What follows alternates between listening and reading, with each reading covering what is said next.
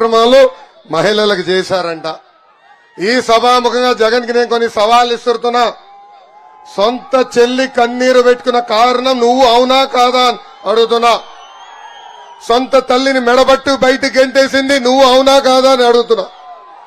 ఏకంగా ఈ రోజు సొంత చెల్లి ప్రెస్ ముందలొచ్చి నా నాన్ని చంపేసింది జగన్ ఆయన అనుచరులని చెప్పారు. అది అవునా కాదా అని ఈ సభాముఖంగా జగన్ ని నేను ప్రశ్నిస్తున్నా. మనందరం చూస్తున్నాం. షర్మిల గారు బయటకు వచ్చి మాడత మొదలు పెట్టిన దగ్గర నుంచి ఈ వైకాపా పార్టీకి పేటీఎం కుక్కలు ఉన్నారు. వాళ్ళకి 5 రూపాయలు కొడితే చాలు అసభ్యంగా పోస్టులు పెడుతున్నారు.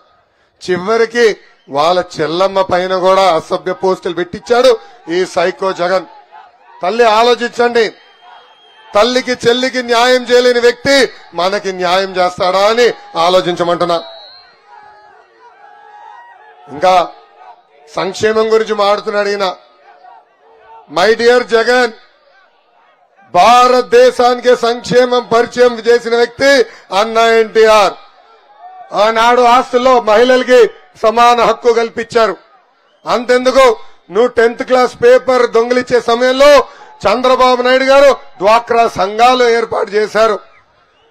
మీ ఇంట్లో నిన్ను భరించలేక బెంగళూరుకి తరిమేసినప్పుడే చంద్రబాబు నాయుడు గారు మహిళలకి దీపం పథకం తీసుకొచ్చారు. నిన్నగాక మొన్న నువ్వు చంచల్ గూడ జైల్లో ఉన్నప్పుడే బాబు గారు పసుపు కుంకం, తల్లి బిడ్డ ఎక్స్ప్రెస్ ఇలా అనేక సంక్షేమ కార్యక్రమాలు మహిళలకు అందజేశారు. ఇంకా ఈయన చేసిన మోసాల గురించి కూడా చెప్పాలి తల్లి. ఎన్నికల ముందర ఏం చెప్పాడు తల్లి? సంపూర్ణ మద్యపాన నిషేధం చేసిన తర్వాతనే మీ ఓట్లు అడుగుతా అన్నాడు.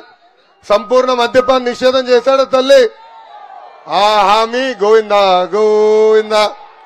ఇంకొక హామీ ఇచ్చాడు. 45 సంవత్సరాల వయసు నిండిన ఎస్సీ ఎస్టీ బీసీ మైనారిటీ మహిళలకి పెన్షన్ ఇస్తాన్నాడు. ఏమైందా హామీ? గోవిందా గోవిందా. 3 హామీ కూడా ఇచ్చాడండి. ఏంటది? ఇంట్లో ఎంతమంది బిడ్డలుంటే అంతమంది బిడ్డలకి అమ్మఒడి ఇస్తాన్నాడు. ఏమైందా హామీ? గోవిందా గోవిందా. ఇంకా ఏకంగా మహిళల పేరుతో 30 లక్షల ఇల్లు కడతానన్నాడు. కనీసం 3,000 ఇల్లు కూడా ఈ సైకో జగన్ ఈ రోజు అట్లా. నేను పాదయాత్ర చేసుకున్నప్పుడు చాలా మంది అక్క చెల్లెలు నన్ను కలిశారు. వాళ్ళందరూ ఒకటి కోరారు, అన్నా ప్రొఫెషనల్ కోర్సులు చేయాలనుకుంటున్నాం, నర్సులు అవ్వాలనుకుంటున్నాం, ఇతర కోర్సులు చేయాలనుకుంటున్నాం, మమ్మల్ని ఆదుకోండి అని చెప్పారు. అది గుర్తించి ఈ రోజు నా తల్లి భువనేశ్వరి అమ్మ కలలకు రెక్కల పేరుతో ప్రొఫెషనల్ కోర్సులు మహిళలు చేయొచ్చు. వాళ్ళు తీసుకునే రుణాలకి ఇంట్రెస్ట్ ప్రభుత్వమే చెల్లిస్తుందని ఈ సభాముఖంగా మహిళలందరికీ నేను హామీ ఇస్తున్నా. బాగా చదవండి, ప్రయోజకులుగా మారండి, మీకు అండగా నిలబడుతుంది తెలుగుదేశం పార్టీ అని ఈ సభాముఖంగా మా అక్క చెల్లెలకి నేను హామీ ఇస్తున్నా. జగన్ ని చూస్తే నాకు ఒకటి గుర్తొస్తాడండి, బిల్డప్ బాబాయ్. బిల్డప్ బాబాయ్. అమ్మా ముఖ్యమంత్రి ఏమైనా సభకి వెళ్తే ఏం చెప్పాలి? గత 5 సంవత్సరాలు ఆయన పీకింది పొడిచింది చెప్పాల. కానీ ఈ మధ్యన జగన్ సభ చూస్తే నాకే పాపం చూసి జాలేస్తుంది. ఆయన రాత్రి కూడా చంద్రబాబు నాయుడు గారి కళ్ళు వస్తారనుకుంటా. అందుకే సభలో చంద్రబాబు గారు పవన్ గారు, చంద్రబాబు గారు పవన్ గారు జపం చేస్తాడు ఈ సైకో జగన్. అసలు మోసానికి ప్యాంటు షర్ట్ వేస్తే అచ్చు జగన్ లాగా ఉంటుందండి, అచ్చు జగన్ లాగా ఉంటుంది. జగన్ చూస్తే నాకు గుర్తొచ్చేది కోడి కత్తి. జగన్ ని చూస్తే గుర్తొచ్చేది బాబాయ్ గుండెల పోటు. జగన్ ని చూస్తే గుర్తొచ్చేది తల్లి చెల్లి ఆవేదన. ఈ రోజు జగన్ అభివృద్ధి గురించి మాట్లాడుతుంటే నాకే ఆశ్చర్యంగా ఉంది తల్లి, నాకే ఆశ్చర్యంగా ఉంది.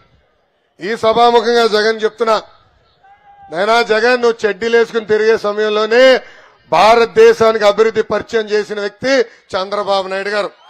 ఆనాడు ఉమ్మడి ఆంధ్రప్రదేశ్ కి పెద్ద ఎత్తున పరిశ్రమలు తీసుకొచ్చారు.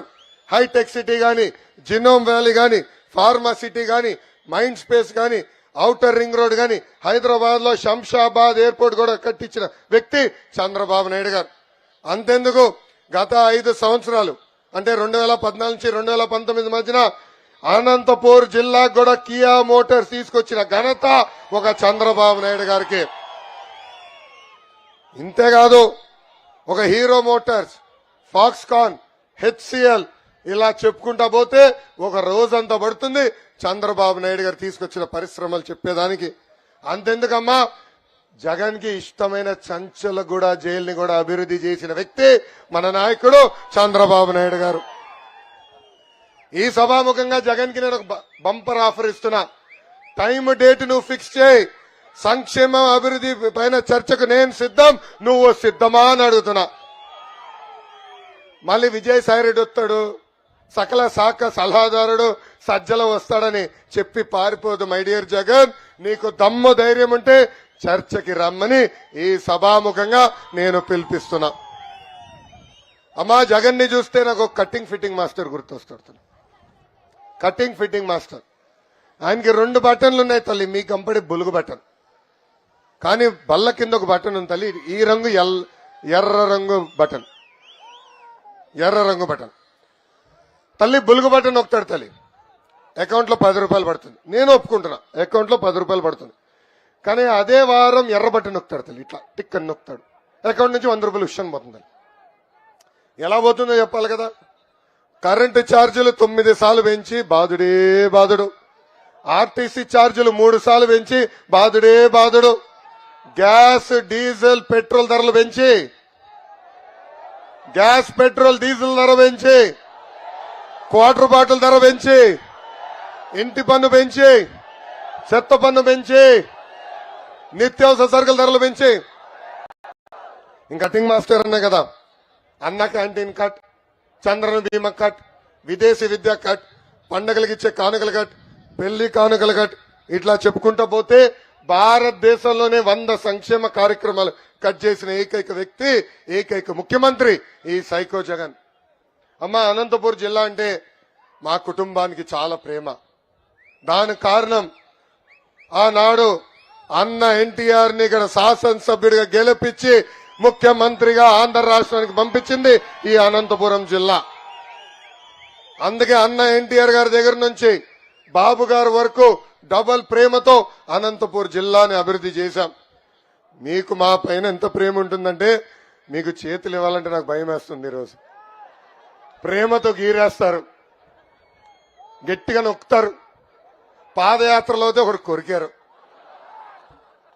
నేను చిత్తూరు జిల్లా దాటి కదిరిలో అడుగు పెడితే ఒక తాతయ్య గట్టిగా చేయలాగితే ఇప్పుడు కూడా నొప్పి తగలేదని. అంత ప్రేమ, అంత అభిమానం మీరు నాకు చూపిస్తున్నారు. అమ్మా, మనందరం చూడాలి. అనంతపూర్ జిల్లాని ఆనాడు పెద్ద